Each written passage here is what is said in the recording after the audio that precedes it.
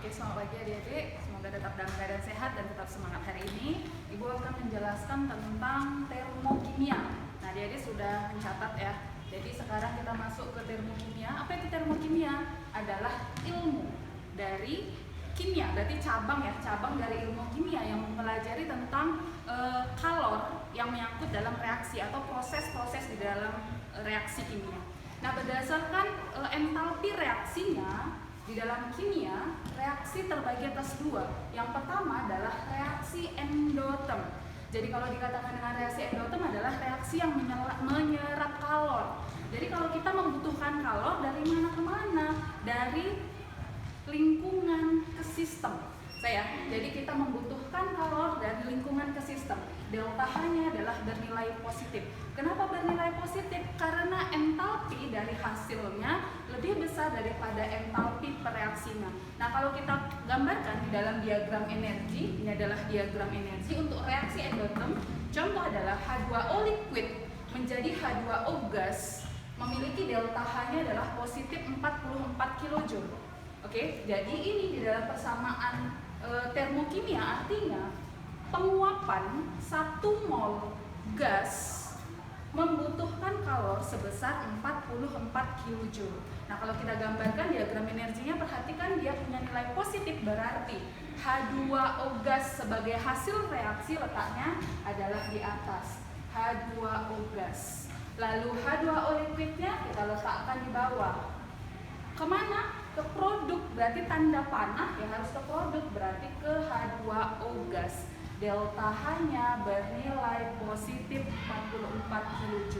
Nah, ini adalah diagram energi dari reaksi endoterm yang ada di sini. Dan reaksi yang kedua adalah reaksi eksoterm. Berarti reaksi eksoterm adalah reaksi yang melepaskan kalor dari mana? Dari sistem ke lingkungan. Berarti kita punya reaksinya ini. Delta H-nya bernilai negatif. Kenapa? Karena entalpi reaksi ini hasil reaksinya lebih kecil daripada entalpi pereaksi. Kalau kita gambarkan di dalam diagram energi, perhatikan H2O liquid kita punya negatif, berarti produk di bawah letaknya H2O liquid. Lalu reaksi kita letakkan di atas, H2 gas direaksikan dengan setengah O2 gas. Tanda panah kemana? Ke produk, berarti tanda panahnya ke bawah. Delta H-nya bernilai negatif 285,5 kJ. Ini adalah diagram energi untuk reaksi yang bersifat eksoterm.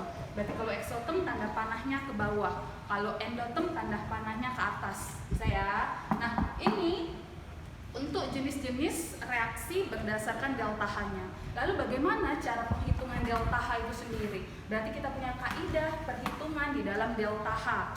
Nah, yang pertama, di dalam reaksi yang mengandung informasi delta H, berarti koefisien reaksi menyatakan mol zat. Bisa ya? Itu yang pertama. Di dalam reaksi yang memiliki informasi delta H, berarti koefisien reaksi menyatakan mol zat. Itu yang pertama. Yang kedua, jika reaksi dibalik berarti delta H berubah tanda. Ingat ya, dibalik berubah tanda delta H-nya. Itu yang kedua. Kemudian jika reaksi dibagi, maka delta H ngikut dibagi. Delta H dikali, delta H ngikut dikali. Lalu kalau reaksi-reaksinya dijumlahkan, maka delta H juga dijumlahkan. Itu adalah kaidah di dalam perhitungan delta H. Mana contohnya? Kita masuk ke contoh.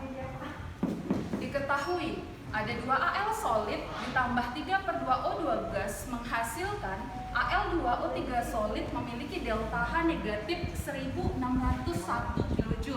Lalu ada 2 Fe solid ditambah 3/2O2 gas menghasilkan Fe2O3 solid, delta H-nya negatif 821 kJ. Yang ditanya adalah reaksinya ini. Berapa delta H dari reaksi 2 Al solid ditambah Fe2O3 solid menghasilkan Al2O3 solid ditambah 2 Fe solid ini yang ditanya. Sudah, dari mana kita cara mengerjakannya? Dari data yang di atas. Yuk kita lihat. 2 Al berada di sebelah kiri. Adik-adik lihat di reaksi yang diketahui datanya. 2 Al mana? Reaksi nomor 1. Ini reaksi nomor 1. Kita buat persamaan 1. Bisa? Sama-sama di sebelah kiri. Berarti kita tinggal tulis ulang.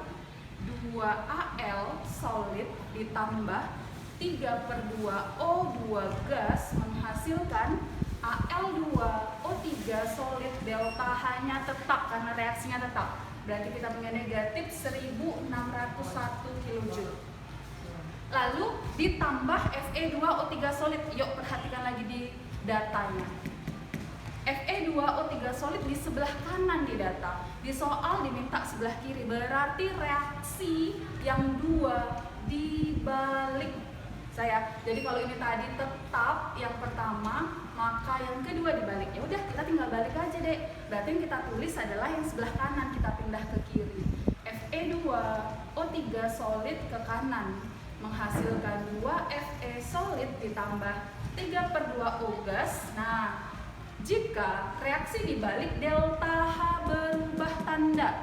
Awalnya negatif, Bu. Berarti kalau berubah tanda menjadi positif. Positif 821 kJ. Reaksi kita jumlahkan. Udah, ingat yang berseberangan mati. 3/2O2 kiri, 3/2O2 kanan. Coret. Coret, coret. Ada lagi yang sama? Gak ada. Berarti tinggal kita turunkan. Ayo kita turunkan. Berarti 2Al solid ditambah kiri-kiri ya. Fe2O3 solid menghasilkan kanan.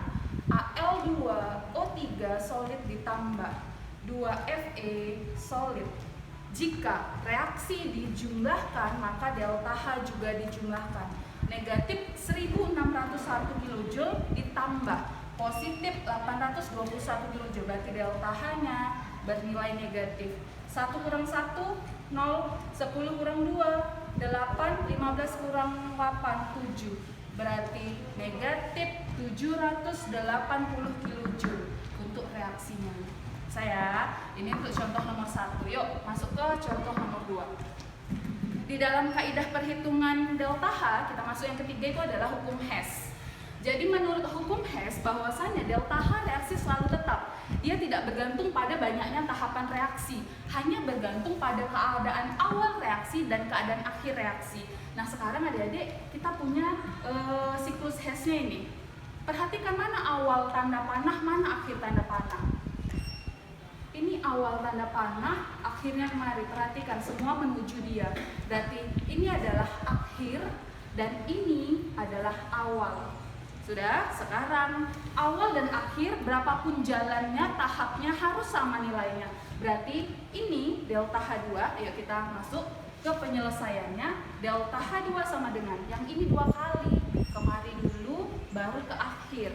Berarti delta H1 ditambah delta H3. Sudah ya, jalan yang pertama sama dengan jalan yang kedua. Kita masukkan nilainya. Delta H2 memiliki negatif 986 kJ. Delta H1 punya negatif 920 kJ. Yang ditanya adalah delta H3. Sudah? Berarti ini tinggal pindah ruas. Berarti 986 ditambah 920 sama dengan delta H3. Berarti 86 kurang 20. Berarti delta H3 adalah negatif 66 kJ. Sudah? Yang terakhir, untuk contoh nomor 3 sama, masih dalam siklus Hess. Ingat ya, yang kita amati, yang kita perhatikan adalah keadaan awal dan keadaan akhir dari reaksi. Semua reaksi menuju kemana? Menuju ke CD2. Berarti ini adalah akhirnya, deh. Mana awalnya? 2A ditambah D. Ini adalah awal. Adik-adik perhatikan awal panahnya. Ini ke akhir. Ini awal panahnya. Ini ke akhir. Berarti ada 2 jalan. Nah, jalan yang pertama sama dengan jalan yang kedua. Mereka sama-sama 2 tahap nih. Berarti kita anggap ini delta H1, ini delta H2, lalu ini delta H3, ini delta H4. Ingat, ini yang pertama. Berarti delta H1 ditambah delta H2 sama dengan delta H3 ditambah dengan delta H4. Yuk kita masukkan nilainya. Negatif 200 kJ ditambah delta H2 sama dengan delta H3 positif 375 kJ ditambah negatif 720 kJ. Berarti delta H2 sama dengan positif 375 375 dikurang 720 adalah 345, negatif ya. Pindah ruas berarti ditambah 200. Berarti delta H2 adalah negatif 345 ditambah 200, negatif 145 kilojoule. Berarti ini punya nilai 145 kilojoule. Kalau kita jumlah, mari negatif 200 ditambah negatif 145 adalah 345. 375 ditambah negatif 720, nilainya juga negatif 345. Jadi itu adalah hukum Hess. Berarti berapapun tahapan reaksinya, delta H-nya selalu tetap. Nah, ini adalah untuk termokimia bagian yang pertama. Sekarang adik-adik kerjakan soal ya. Silakan buka buku mandirinya, buku paket kimianya halaman 58, latihan 2,4. Kerjakan nomor 1, nomor 3, nomor 7, 8, dan 9. Jika ada yang mau ditanyakan, silahkan ke grup kelas kita. Terima kasih.